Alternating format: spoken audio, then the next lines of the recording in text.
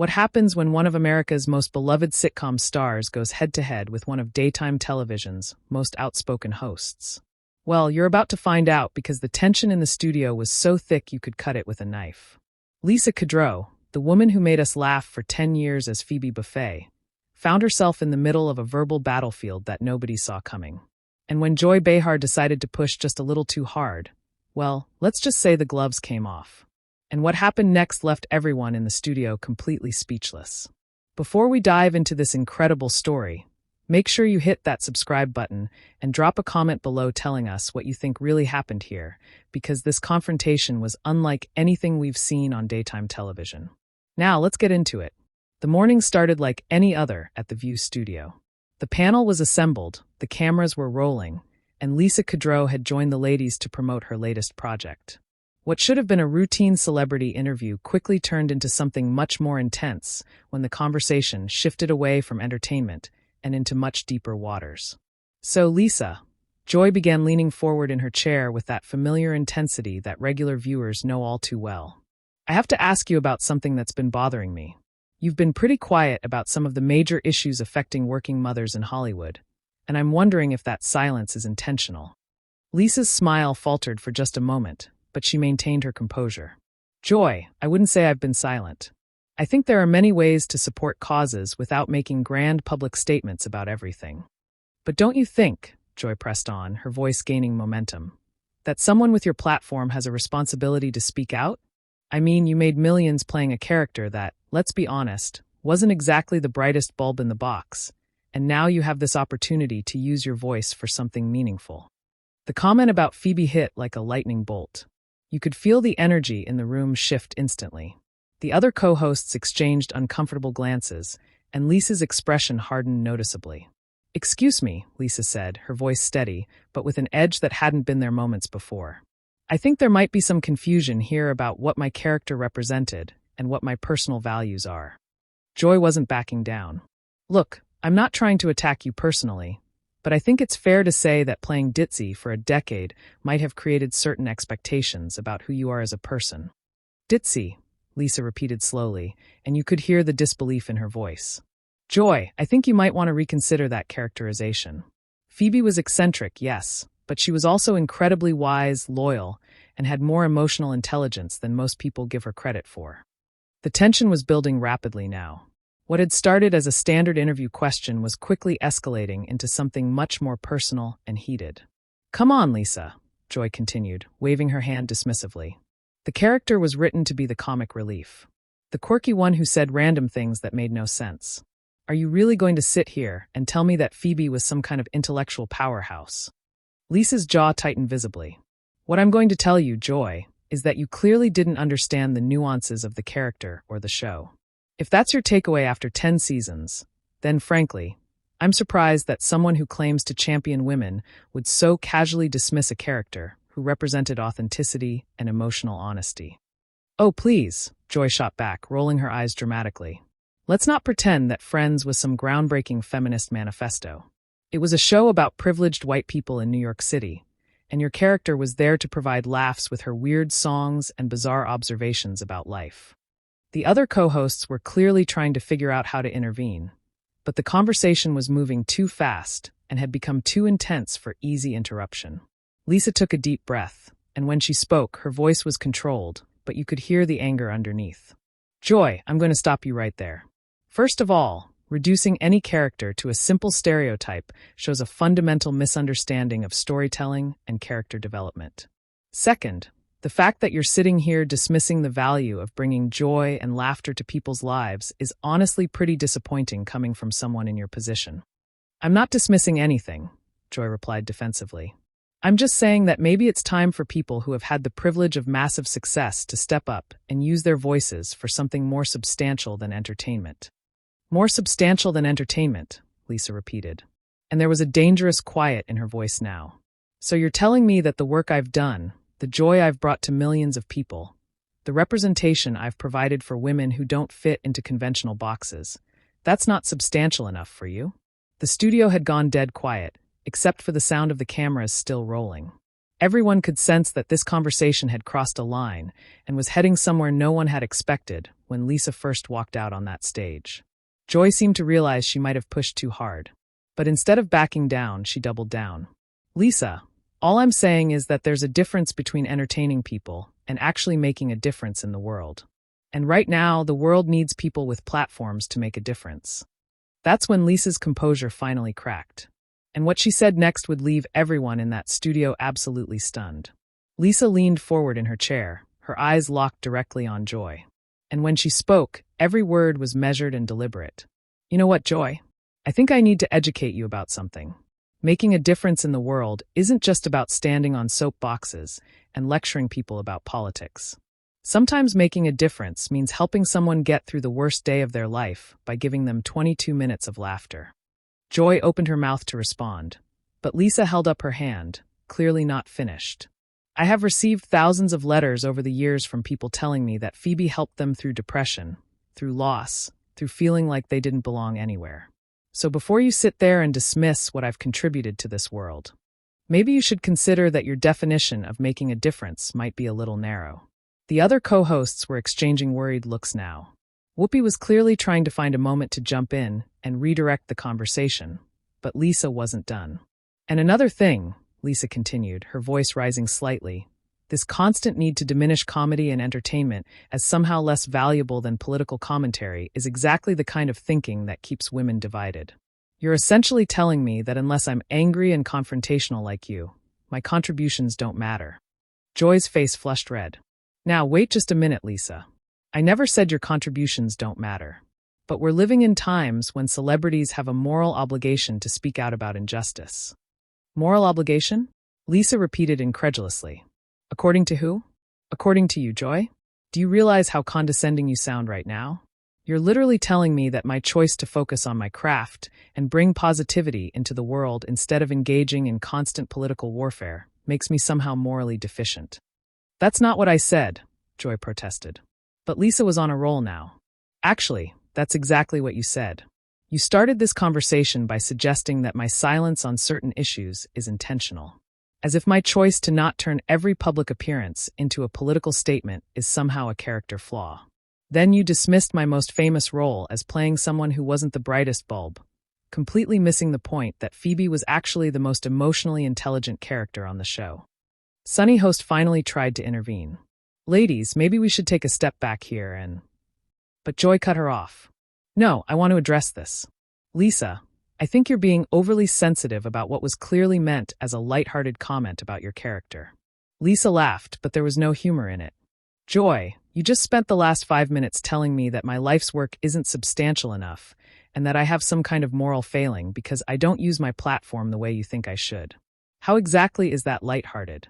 Because, Joy said, gesturing dramatically, we're having a conversation about real issues here, about responsibility and using your influence for good. And instead of engaging with that conversation, you're getting defensive about a fictional character you played 20 years ago. The insult hung in the air like a toxic cloud. Lisa went completely still, and when she spoke her voice was dangerously quiet. 20 years ago, she said slowly. Joy, do you realize that Friends ended in 2004? Do you understand that this show has continued to impact people's lives every single day since then? Do you grasp that there are teenagers today who are discovering these characters for the first time and finding comfort and joy in them? Joy waved her hand dismissively again. Lisa, come on. It's a sitcom about attractive people with unrealistic problems. Let's not pretend it's changing the world. That was the moment when Lisa Kudrow, the woman who had spent decades being gracious in interviews and kind to fans, finally reached her breaking point. You know what, Joy? I'm done. I'm absolutely done with this conversation. You invited me here to talk about my current projects, and instead you've spent this entire time belittling my past work, questioning my moral character, and dismissing the impact that bringing joy into people's lives can have. The studio was so quiet, you could hear a pin drop. The cameras were still rolling, capturing every moment of what was quickly becoming daytime television history. Lisa, Whoopi finally managed to interject. I think maybe we all got a little heated here. But Lisa wasn't listening to Whoopi. Her focus was entirely on Joy now. No, Whoopi. We didn't all get heated. Joy got judgmental, condescending, and frankly cruel. And I don't have to sit here and take it. Joy leaned back in her chair, clearly realizing that things had gone too far, but her pride wouldn't let her back down completely. Lisa, I think you're overreacting to what was meant to be a substantive discussion about celebrity responsibility. Overreacting? Lisa repeated, and she actually smiled, but it wasn't a pleasant smile. Joy, let me tell you what overreacting would be. Overreacting would be me pointing out that you've built an entire career on being controversial and confrontational, often at the expense of your guest's dignity. Overreacting would be me mentioning that your idea of substantive discussion seems to involve attacking people's life choices until they get upset enough to create good television. The accusation hit like a thunderbolt. Joy's mouth fell open, and for the first time in the entire conversation, she seemed genuinely speechless. Lisa stood up slowly, and every eye in the studio was on her. But I'm not going to overreact. Joy, I'm just going to leave because I don't have to sit here and be insulted by someone who clearly has no understanding of what I've actually contributed to this world. She began removing her microphone, and that's when Joy finally found her voice again. But what she said next would be the final straw that sent Lisa Kudrow walking right off that stage. As Lisa fumbled with her microphone clip, Joy's voice cut through the stunned silence like a knife. Oh, so now you're going to storm off like a prima donna because someone asked you some tough questions? This is exactly the kind of privileged behavior I'm talking about. Lisa froze, her hand still on the microphone, but she slowly turned back to face Joy, and the look in her eyes was something none of the other co-hosts had ever seen before. Prima donna, Lisa said, her voice barely above a whisper, but somehow carrying to every corner of the studio. You just called me a prima donna for refusing to sit here while you systematically tear down everything I've worked for my entire career. Joy realized immediately that she had made a critical error, but she was in too deep to stop now. Lisa, I didn't mean. No, Lisa said, her voice growing stronger. You know exactly what you meant. You meant that I should sit here quietly while you insult my intelligence, dismiss my work, question my values, and belittle the joy I've brought into millions of people's lives. And when I finally stand up for myself, I'm a prima donna. The other co-hosts were frantically looking at each other, and then at their producers. Off camera, clearly hoping someone would step in and stop this train wreck, but everyone seemed frozen by the intensity of what was unfolding. Joy, Lisa continued, do you want to know what a prima donna actually is? A prima donna is someone who thinks their opinion is so important that they can tear down a guest on national television and then act surprised when that guest refuses to be their punching bag. Joy's face was getting redder by the second. Lisa, you're twisting my words. All I did was ask you about your platform and your responsibility. Your responsibility? Lisa interrupted, and she actually laughed out loud. Joy, let me tell you about responsibility. My responsibility was to show up here today to promote a project that employs dozens of people whose jobs depend on its success. My responsibility was to be professional and gracious to you and your audience. But your responsibility as a host was to treat your guest with basic respect, and you failed spectacularly. The studio audience, which had been silent throughout this entire exchange, was now completely riveted. You could feel the energy in the room shifting as people began to realize they were witnessing something unprecedented. Sarah N. finally found her voice. Maybe we should all just take a breath here. And ... No, Sarah, Lisa said, turning to address her directly. I appreciate what you're trying to do, but I'm not going to take a breath and pretend this is normal. What happened here today is not normal. What Joy did to me is not acceptable, and I'm not going to enable it by playing along with some fake reconciliation for the cameras. Joy stood up abruptly, clearly agitated. Lisa, you are being completely unreasonable. This is how these conversations go. We ask tough questions. We have debates. We challenge each other. That's what this show is about. Lisa stared at her for a long moment, and when she spoke, her voice was deadly calm. Joy, this wasn't a debate. This wasn't a challenging conversation. This was a systematic attempt to humiliate me on national television. You questioned my intelligence. You dismissed my career. You called me morally deficient. And then when I finally defended myself, you called me a prima donna. That's not journalism. Joy, that's bullying. The word bullying hung in the air like an accusation that couldn't be taken back. Joy's expression changed completely, and for a moment she looked genuinely shaken. I am not a bully, Joy said, but her voice lacked its earlier conviction. Then explain to me, Lisa said. What you call it when someone with a platform uses that platform to tear down someone else's life's work in front of millions of people? What do you call it when someone dismisses another person's contributions to the world as not substantial enough? What do you call it when someone sits in judgment of how another person chooses to use their voice? Joy opened her mouth, but no words came out. For the first time in the entire confrontation, she seemed to have no response. Lisa picked up her purse from beside her chair and slung it over her shoulder. You know what the saddest part about? This is Joy. I actually used to respect you. I thought you were someone who stood up for women, who fought for what was right. But what you did here today wasn't fighting for anything. It was just cruel. Whoopi finally managed to speak up. Lisa, please don't leave like this. We can work this out. Lisa turned to Whoopi with genuine sadness in her eyes. Whoopi, I have nothing but respect for you in this show, but I can't work this out. Joy made it very clear what she thinks of me and my work. And I'm not going to sit here and pretend that's okay just to make good television. Joy finally found her voice again.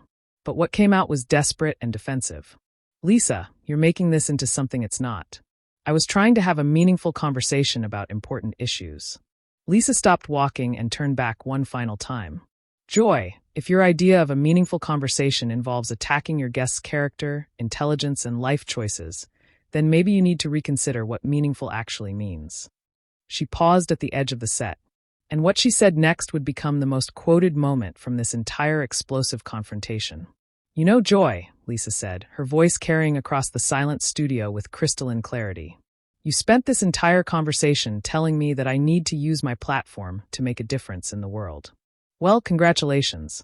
You just gave me the perfect opportunity to show people exactly what standing up for yourself looks like. With that, Lisa Kudrow walked off the set of The View, leaving behind one of the most jaw-dropping moments in daytime television history. The silence that followed was deafening. Joyce stood frozen at her seat, her face cycling through emotions from anger to confusion to what looked like the first glimmers of regret. Whoopi was shaking her head slowly, clearly processing what had just happened. Sarah and Sunny looked like they had just witnessed a car accident, unable to look away, but horrified by what they had seen. The cameras kept rolling, capturing every second of the aftermath. Joy finally sank back into her chair, and when she spoke, her voice was barely audible. I never meant for it to go that far. Whoopi turned to her with an expression that was part disappointment, part disbelief. Joy, what were you thinking? Lisa came here to talk about her new project, and you turned it into an interrogation about her moral character. I was trying to have a substantive conversation, Joy said weakly. But even she seemed to realize how hollow that sounded after everything that had just transpired. Substantive, Sarah repeated quietly, and there was something in her tone that suggested she wasn't buying it either. Joy, you questioned her intelligence, dismissed her career as not substantial enough, and then called her a prima donna when she stood up for herself. How is that substantive? The studio audience was still completely silent, as if they were afraid that making any noise might somehow make the situation even worse. The producers were clearly scrambling behind the scenes, trying to figure out how to handle what was undoubtedly going to become a major news story.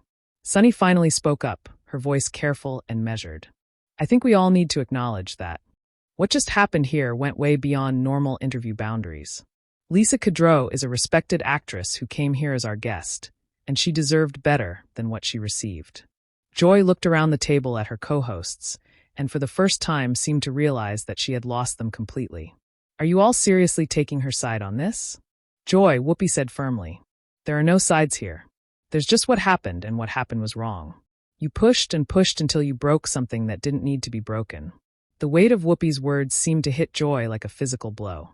She looked out at the audience, then back at her co-hosts, and finally down at her hands folded on the table in front of her. I thought, Joy said slowly. I thought I was holding her accountable. I thought I was asking the hard questions that needed to be asked about what Sarah asked. And there was genuine confusion in her voice. Joy, she's an actress promoting a project. She's not a politician running for office. She's not a CEO accused of wrongdoing. She's someone who has brought joy and laughter into people's lives for decades. And you treated her like she was on trial for some terrible crime. The reality of what had happened was starting to sink in around the table.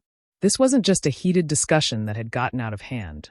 This was a complete breakdown of the basic respect and courtesy that guests deserve when they come on television.